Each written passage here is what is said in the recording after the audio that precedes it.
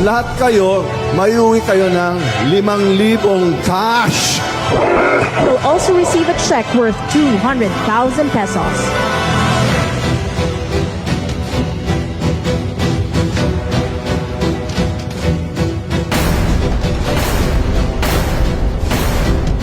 Ang gobyerno na ito, walang project.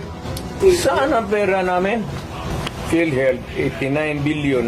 Ang naiwan, 29 billion na lang.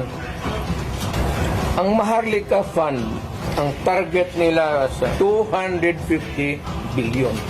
Kinuna nila ang GSIS ng 62.5 billion.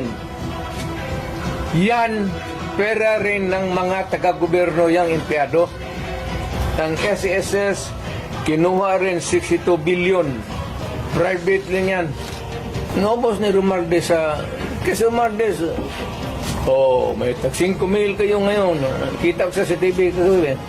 So, kung walang pera, anong gawin nila? Maghiram.